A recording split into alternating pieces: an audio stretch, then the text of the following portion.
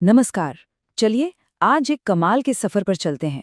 ये देखने कि कैसे सैटेलाइट टेक्नोलॉजी रेगिस्तान की रेत के नीचे दबे हजारों साल पुराने इतिहास को खोज निकाल रही है। सोचिए, सदियों से सिनाई प्रायद्वीप के न जाने कितने राज रेत के एक विशाल बदलते समंदर के नीचे दबे हुए हैं। ये जो इलाका है ना, ये कोई आम जगह नहीं है। 4000 ईसा पूर्व से, मतलब हजारों सालों से ये व्यापार और सेनाओं के लिए एक बहुत जरूरी रास्ता रहा है।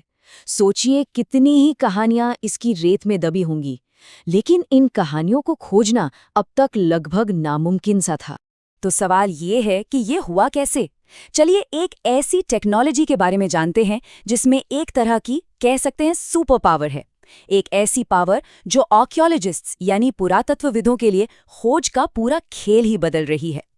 देखिए, एक कैमरा तो बस रोशनी को कैद करता है, लेकिन सिंथेटिक एपर्चर रडार या सार जमीन पर माइक्रोवेव्स भेजता है और फिर जो गूंज वापस आती है उससे एक बहुत ही डिटेल्ड तस्वीर बनाता है, चाहे दिन हो या रात। और यहीं पर आता है सबसे बड़ा और दिलचस्प फर्क। देखिए, एक आम तस्वीर तो बस सतह दिखाती है ना, लेकिन सार वो ये बता सकता है कि सतह के ठीक नीचे क्या छिपा है। यही इसकी असली ताकत है। और ये काम होता कैसे है? दरअसल सिनाई की जमीन बेहद सूखी है। इसकी वजह से रडार का सिग्नल सूखी रेत में कई मीटर अंदर तक जा सकता है, जो कि दबी हुई चीजों को खोजने के लिए एकदम परफेक्ट है। तो इसी कमाल की टेक्नोलॉजी का इस्तेमाल करके रिसर्चर्स की एक टीम ने फैसला किया कि वो सिर्फ एक दो जगह नहीं बल्कि पूरे इलाके का एक विशाल नक्शा बनाएंगे। और जो नतीजे सामने आए वो वाकई हैरान करने वाले थे। ये एक विशाल डिटेल्ड रडार मैप था जिसमें रेगिस्तान ने अजीबोगरीब पैटर्न के जरिए अपने राज खोलने शुरू कर दिए थे। इस मैप ने दो तरह की पहेलियां सामने रखीं। एक, कुछ जगहों पर बहुत ही चमकीली लाइनें दिख रही थीं, और दूसरी, कुछ जगहों पर अजीब से काले धब्बे थे। बस टीम ने इन्हीं दो चीजों पर अपनी जांच फोकस कर दी। तो चलिए अपनी पहली केस फाइल पर चलते हैं। ये वो इलाका था जो चमकीली सीधी रेखाओं से भरा हुआ था, जो रेत के टीलों को चीरती हुई जा रही थी। अब सवाल ये था कि ये लाइनें हैं क्या? क्या ये आज की सड़कें हैं, कोई पुराने रास्ते हैं, या फिर बस रेत के टीलों की चोटियां? सबसे बड़ी चुनौती यही थी कि इंसानों की बनाई चीजों को कुदरती बनावट से अलग कैसे किया जाए, क्योंकि रडार डेटा में दोनों एक जैसे ही दिखते हैं। इस गुत्थी को सुलझाने के लिए वैज्ञानिकों ने एक बहुत ही स्मार्ट तरीका निकाला। उन्होंने सिग्नल की स्थिरता को मापा। देखिए, एक पक्की सड़क या रास्ता एक जैसा स्थिर सिग्नल भेजता है, जबकि रेत के टीले हिलते रहते हैं तो उनका सिग्नल बदलता रहता है।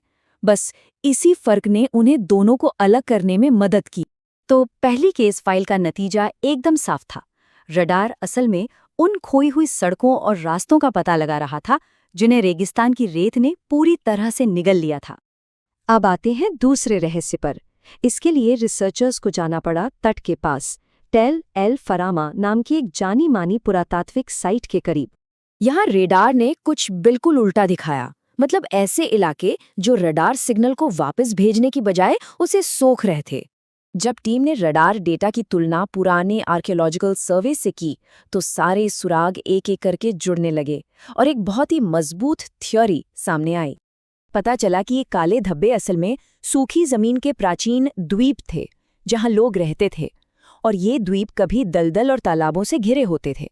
रेत के नीचे आज भी मौजूद वो बची हुई नमी रडार सिग्नल को सोख लेती है और इन खोए हुए बसेरों का एक धुंधला सा नक्शा बना देती है।